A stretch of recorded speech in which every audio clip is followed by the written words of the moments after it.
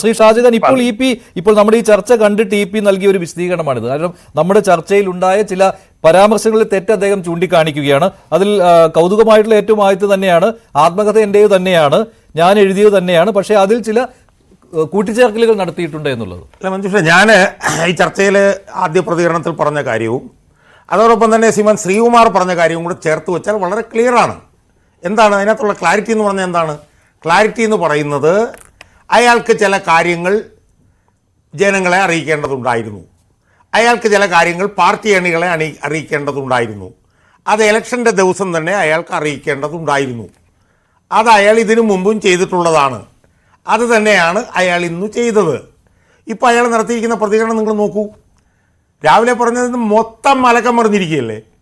രാവിലെ അയാൾ പറഞ്ഞെന്താണ്, ഇങ്ങനൊരു സംഭവമില്ല, ഡി സി ബുക്സ് ഇങ്ങനൊരു സാധനം കൊടുത്തിട്ടില്ല, ഡി സി ബുക്സുമായിട്ട് എനിക്ക് യാതൊരു ബന്ധവുമില്ല, ഒരു കരാറുമില്ല, ഞാൻ എഴുതി കഴിഞ്ഞിട്ടില്ല, ഞാൻ എഴുതിക്കൊണ്ടിരിക്കുകയാണ്, ഇപ്പോഴും ഞാൻ എഴുതിക്കൊണ്ടിരിക്കുകയാണ് എന്നു പറഞ്ഞ ഇ പി ജയരാജൻ തെരഞ്ഞെടുപ്പ് പോളിംഗ് മുഴുവൻ കഴിഞ്ഞപ്പോഴാണ് മലക്കം മറിഞ്ഞുകൊണ്ട് ഇപ്പോൾ രംഗത്ത് വന്നിരിക്കുന്നത്. അപ്പോൾ ഇതിൽ നിന്ന് വളരെ കൃത്യമാണ് കാര്യം. അയാൾക്ക് തെരഞ്ഞെടുപ്പ് ദിവസം ചില കാര്യങ്ങൾ പറയണമെന്നുണ്ടായിരുന്നു. പിന്നെ വോട്ട് മാറൊന്നുമില്ല, വോട്ടൊക്കെ അങ്ങോട്ട് കല്ലിനിടിച്ചാൽ മാറാത്തതാണ് എന്നൊന്നും ഞാൻ വിശ്വസിക്കുന്നില്ല. വോട്ടിൻ്റെ ദിവസമൊക്കെ മാറിയ ചരിത്രമുണ്ട്, ഇവിടെ ഒരുപാട് ചരിത്രങ്ങളുണ്ട്. ഇപ്പോൾ നെയ്യാറ്റിൻകര തെരഞ്ഞെടുപ്പിൽ അച്യുതാനന്ദൻ പോയപ്പോഴത്തേക്കും വന്ന മാറ്റമുണ്ട്, ഒരുപാട് മാറ്റങ്ങളുണ്ട്. അപ്പോൾ ഈ വൈകിട്ടത്തെ ഇ പി ജയരാജൻ്റെ പിന്നെ ക്ലാരിഫിക്കേഷനോട് കൂടി എന്താണ് ഇ പി ജയരാജൻ ഉദ്ദേശിച്ചതെന്നും അത് വളരെ കൃത്യമായിട്ട് കാര്യങ്ങൾ പറഞ്ഞു കഴിഞ്ഞു. അത് വളരെ വളരെ ക്ലിയറാണ്. അയാളുടെ കാര്യം സാധിച്ചു കഴിഞ്ഞപ്പോൾ അയാളുടെ അഭിപ്രായങ്ങൾ മാറ്റി പറഞ്ഞിരിക്കുന്നു. ഇത്ര വ്യത്യാസം. ശരി, ശ്രീ യുവരാജ് ഗോകുൽ, ഇപ്പോൾ ഇ പിയുടെ വിശദീകരണത്തിൽ താങ്കൾ എങ്ങനെയാണ് അതിനെ കാണുന്നത്? അല്ല, അതിനകത്ത് ഈ ശ്രീത്ത് ആദ്യം ചർച്ചയ്ക്ക് വന്നപ്പോൾ അദ്ദേഹം ചോദിച്ചൊരു കാര്യമുണ്ടല്ലോ, ഇവിടെ ഇടതുപക്ഷ സഹയാത്രികർ പറഞ്ഞതിൻ്റെ രത്നച്ചുരുക്കം എന്താണെന്ന്. ആ രത്നച്ചുരുക്കം തന്നെയാണ് ഇ പി ഇപ്പോഴും പറയുന്നത്. എൻ്റെ ഗർഭം ഇങ്ങനല്ല എന്ന് ജഗതി മേലെപ്പറമ്പിൽ ആൺവീടിൽ പറയുന്നതിന് സമാനമായിട്ട് മാത്രമാണ് എൻ്റെ ഉള്ളടക്കം ഇങ്ങനെയല്ല എന്നാണ് അദ്ദേഹം പറഞ്ഞു വരുന്നത്. അദ്ദേഹത്തിൻ്റെ ഉള്ളടക്കം എന്താണെന്നുള്ള കാര്യം നമുക്കറിയില്ല. പക്ഷേ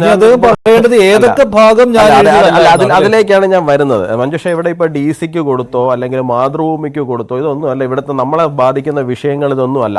ഈ വിഷയത്തിലെ ഉള്ളടക്കം എന്ന് പറയുന്നതാണ് നമ്മളെ ബാധിക്കുന്ന കൃത്യമായിട്ടുള്ള വിഷയം. ശ്രീ ഇ പി ജയരാജൻ ഉൾപ്പെടെയുള്ള ആൾക്കാർ മനസ്സിലാക്കേണ്ടത് ഇത് പഴയ കാലഘട്ടമൊന്നുമല്ല. നിങ്ങൾ ഇപ്പോൾ എന്താണ് ഇപ്പം ശ്രീ ബൽദേവ് സച്ചിദാനന്ദൻ പറയുന്നുണ്ടായിരുന്നു, എന്താണ് കോടികൾ നഷ്ടപരിഹാരം കൊടുക്കേണ്ടി വന്നിട്ടുണ്ട് പല പ്രസാധകരും പല എഴുത്തുകാർക്കും എന്ന് പറഞ്ഞിട്ട്. അതിന് കൃത്യമായിട്ട് നിങ്ങൾക്ക് എവിഡൻസ് കാണിക്കണമെന്നേ. 178 പേജുള്ള ഒരു പുസ്തകം എന്ന് പറയുന്നത് വെറുതെ നമ്മളിങ്ങനെ കൊണ്ടുപോയിട്ട് പേപ്പറുകളായിട്ട് എഴുതി കൊടുക്കുന്നതല്ലോ. ഒന്നെങ്കിൽ അത് എഴുതി കൊടുത്തതായിരിക്കണം, അല്ല എന്നുണ്ടെങ്കിൽ കൃത്യമായിട്ട് മെയിൽ ചെയ്യുകയോ അങ്ങനെ എന്തെങ്കിലും സംവിധാനത്തിലോ ആയിരിക്കണം പോയിട്ടുള്ളത്.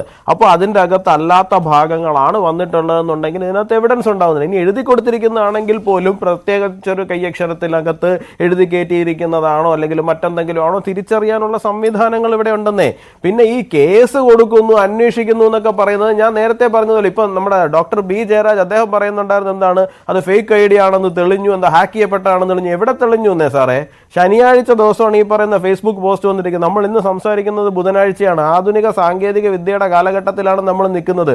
കേരള പോലീസിനെയും അതിന്റെ സൈബർ വിങ്ങിനെ അത്രയ്ക്കങ്ങ് വില കുറച്ച് കാണരുതേ. അവർക്ക് 24 മണിക്കൂർ മതി ഒരു ഫേസ്ബുക്ക് ഐ ഡി ഹാക്ക് ചെയ്യപ്പെട്ടോ, ഏത് IP അഡ്രസ്സിൽ നിന്നാണ് അത് ഹാക്ക് ചെയ്യപ്പെട്ടിരിക്കുന്നത്, ഏത് വ്യക്തിയാണ് അത് ചെയ്തിരിക്കുന്നതെന്നൊക്കെ മനസ്സിലാക്കാൻ വേണ്ടിയിട്ട് 24 മണിക്കൂർ തികച്ചു വേണ്ടാന്നേ. അപ്പോൾ ഇന്ന് ബുധനാഴ്ചയായിട്ട് ഇതുവരെ ആരാണ് ചെയ്തത്, എന്താണ് ചെയ്തതെന്ന് പുറത്തു വരുന്നില്ല എന്നുണ്ടെങ്കിൽ അതിൻ്റെ അടിസ്ഥാനം എന്താണ്, അതിൻ്റെ അർത്ഥം എന്താണ്? അപ്പോൾ ഈ പറയുന്ന പോലീസിൽ കേസ് കൊടുത്തു, പരാതി കൊടുത്തു, ഇങ്ങനെയൊന്നും പറയുന്നത് കൊണ്ട് യാതൊരു കാര്യവുമില്ല. ഇപ്പോൾ നേരത്തെ ശ്രീത്ത് പറഞ്ഞല്ലോ, എന്താണ് ഇദ്ദേഹത്തിൻ്റെ ആത്മകഥ അദ്ദേഹം അല്ല എഴുതിയെന്നുണ്ടെങ്കിൽ അദ്ദേഹത്തിൻ്റെ ഒരു അപരൻ ഇവിടെ ജീവിച്ചിരിക്കുന്നുണ്ട് അദ്ദേഹത്തെ പോലെയെന്ന്. ഇനിയിപ്പോൾ ഇ പി ജയരാജന് പറയാൻ പറ്റുന്നത് മറ്റേ കോബ്രയിൽ സലീം കുമാർ പറയുന്നത് പോലെ ഉള്ളൂ. ശരിക്കുള്ള ഞാനില്ലേ, ഞാൻ വേറെ വളരെ ആത്മവിശ്വാസത്തോടു കൂടിയാണ് ഇതിനെ പോയിട്ടുണ്ട്. മഞ്ജുഷ, ഈ ആത്മവിശ്വാസമൊക്കെ നമ്മൾ വളരെ കാലങ്ങളായിട്ട് കാണുന്ന ആത്മവിശ്വാസങ്ങൾ തന്നെയാണ്. ഇവിടെ പല കേസുകളിൽ ഇവർ ഈ പറയുന്നത് പോലെ കൊണ്ടുവന്ന് ഈ പറയുന്ന കേസ് കൊടുക്കലും പരാതി കൊടുക്കലും. ഇപ്പൊ ഞാൻ ചോദിക്കട്ടെ, ഇവര് വലിയ വായിൽ പറഞ്ഞായിരുന്നല്ലോ ഹിന്ദുവിൽ, ഞാൻ നേരത്തെ ആദ്യത്തെ റൗണ്ടിൽ പറഞ്ഞതുപോലെ തന്നെ ഹിന്ദുവിൽ ഇന്റർവ്യൂ വരുന്ന സമയത്ത് ഇവർ വലിയ വായിൽ പറഞ്ഞു ഞങ്ങൾ കേസ് എടുക്കും, പരാതി എടുക്കും, ഒരു പൂച്ചക്കുഞ്ഞിനെങ്കിലും ഇവർ അറസ്റ്റ് ചെയ്തോ? ഒരു പൂച്ച കുഞ്ഞിനെതിരെങ്കിലും ഒരു നടപടി എടുക്കുന്ന വിഷയമാണ്. അതായത് ഈ പ്രകാശ് ജാവ്ദേക്കറിന്റെ കാര്യത്തിലും ഈ വക്കീൽ നോട്ടീസും ഈ DGP പരാതിയൊക്കെ കൊടുത്തതാ. അല്ല അവരങ്ങനെ ഇതൊന്നും സംഭവിക്കാൻ ഇവര് വെറുതെ ആ ഒരു ഇപ്പൊ ഇലക്ഷൻ ശ്രീ ഷാജഹാൻ സാർ പറഞ്ഞതുപോലെ തന്നെ EPയെ സംബന്ധിച്ചിടത്തോളം ഇപ്പൊ മലയാളത്തിലൊരു പ്രയോഗമുണ്ട്, ചിറ്റമ്മ നയം ചിലർക്കെതിരെ നടക്കുന്നുണ്ട്. EPക്ക് ഒരു വിശ്വാസം ഇപ്പം വന്നിട്ടുണ്ട്, തനിക്കെതിരെ ഒരു ചിറ്റപ്പൻ നയം ഈ പാർട്ടിക്കകത്ത് നടക്കുന്നുണ്ട് എന്നുള്ള ഒരു തോന്നൽ അദ്ദേഹത്തിന് വന്നിട്ടുണ്ട്. അപ്പൊ ഇലക്ഷൻ സമയമാണ് കൃത്യമായിട്ട് ഈ കട്ടൻ ചായയും പരിപ്പോടെയും വളരെ ചൂടോടുകൂടി ഈ കേരളത്തിൽ സെയിൽ ചെയ്യാൻ പറ്റാനും മാധ്യമങ്ങൾ ഉൾപ്പെടെയുള്ള ആൾക്കാർ അതിനെ ടേക്കപ്പ് ചെയ്യാനും പറ്റുന്ന സമയം അദ്ദേഹത്തിന് തോന്നിയിട്ടുണ്ട്.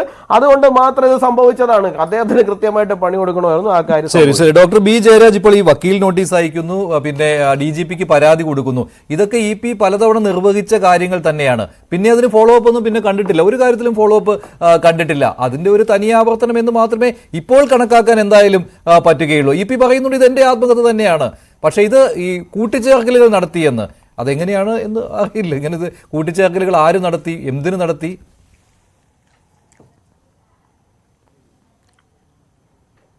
അതിനു മുമ്പ് ഞാനൊരു കാര്യം കൂടെ പറയട്ടെ. യുവരാജ് പറഞ്ഞല്ലോ കേരള പോലീസിനെ അഭിനന്ദിച്ചുകൊണ്ട് പറഞ്ഞത്, അത്രയെങ്കിലും അഭിനന്ദിച്ചത് നല്ലതായിട്ട് ഞാൻ കരുതുന്നു.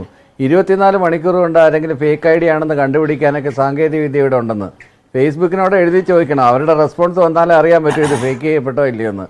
അല്ലാതെ 24 മണിക്കൂറിനകത്ത് കണ്ടുപിടിക്കാനുള്ള സാങ്കേതിക വിദ്യയൊന്നും ഇല്ല, ഒരു സ്ഥലത്തും ഇല്ല യുവരാജ് ഗോകുൽ. അത് ആദ്യം മനസ്സിലാക്കണം. അതിനൊരു പ്രോസസ്സാണ്. ആ പ്രോസസ്സിന് അത് ആ ഫേസ്ബുക്കുകാർ തന്നെ റിപ്ലൈ ചെയ്യണം. റിപ്ലൈ ചെയ്തെങ്കിൽ മാത്രമേ നമുക്കത് നിജപ്പെടുത്താനായിട്ട് പറ്റത്തുള്ളൂ. അടിസ്ഥാനം പറഞ്ഞു കഴിഞ്ഞാൽ അത് കള്ളത്തരാണോ എന്നാണോ പറയുന്നത്? ഒരു ഫേസ്ബുക്ക് ID ഉപയോഗിച്ചിരിക്കുന്ന ലൊക്കേഷൻ ഏതാണ് എന്നൊക്കെ അറിയാൻ വേണ്ടിയിട്ട് ഫേസ്ബുക്കിന്റെ അകത്ത് പോയി ചോദിക്കേണ്ടുന്ന കാര്യമൊന്നുമില്ല. അതായത് ഇപ്പൊ ഒരു പർട്ടിക്കുലർ ഇപ്പൊ അഡ്മിൻ പാനലിൽ എത്ര 4 പേരാണോ?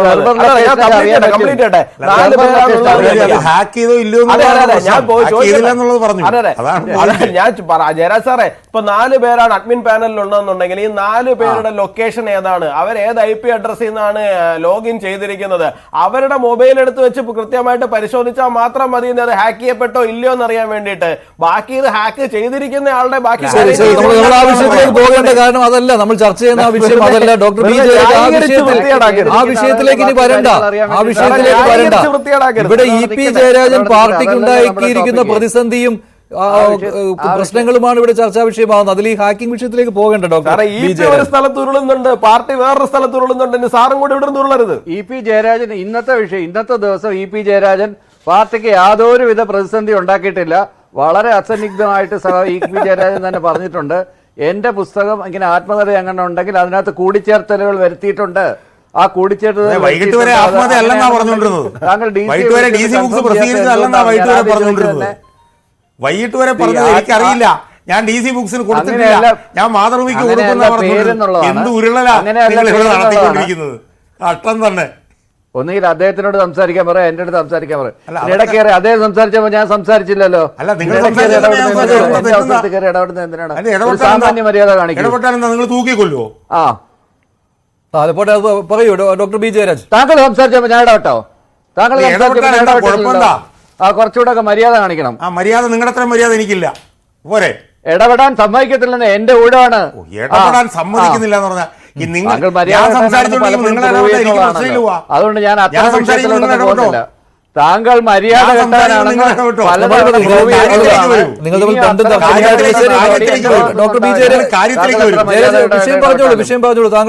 സംസാരിക്കാൻ അനുവദിക്കുന്നില്ലെന്നായിട്ട് വന്നിട്ട് അയാൾക്ക് ഒരേ ഒരു ഉദ്ദേശമേ ഉള്ളൂ. അയാളുടെ ഉദ്ദേശം പിണറായി വിജയനെ ചീത്ത വിളിക്കുക, ഇടതുപക്ഷത്തിനെ ചീത്ത വിളിക്കുക, ഇടതുപക്ഷ നേതാക്കന്മാരെ തേജോധന ചെയ്യുക.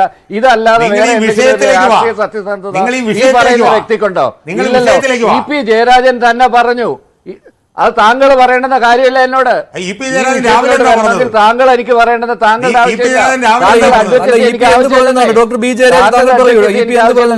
ഞാൻ ഈ വിഷയത്തിൽ രാവിലെ എന്താ പറഞ്ഞത്, വൈകിട്ട് എന്താ പറഞ്ഞതെന്ന് പറഞ്ഞാൽ പൊതുസമൂഹത്തിന് വ്യക്തമാണ്. എന്താണ് വ്യക്തമാണ് അദ്ദേഹം പറഞ്ഞത്? അതിനകത്ത് അഡീഷൻസ് ഉണ്ടായിട്ടുണ്ട്, അതിനകത്ത് സബ്ട്രാക്ഷൻസ് ഉണ്ടായിട്ടുണ്ട്, അതിനകത്ത് കൂടിച്ചേരലുകൾ വന്നിട്ടുണ്ട്. ആ കൂടിച്ചേരലുകൾ ആര് വരുത്തി? ഇതൊക്കെയാണ് പരിശോധിക്കപ്പെടേണ്ടത്. അതിന്റെ പേരിലാണ് കേസ് കൊടുത്തിരിക്കുന്നത്. അതുകൊണ്ടാണ് പാർട്ടി ഇന്ന് അസന്നിഗ്ധമായി പറഞ്ഞത് ഈ ഒരു വിഷയത്തിനകത്ത് EP ജയരാജൻ പറഞ്ഞതാണ് പൂർണ്ണമായും ശരി. EP ജയരാജൻ അറിയാതെയാണ് ഇങ്ങനെ ഒരു സാധനം EP ജയരാജന്റെ കയ്യിലേക്ക് തിരികെ വെച്ച് കൊടുത്തിരിക്കുകയാണ്.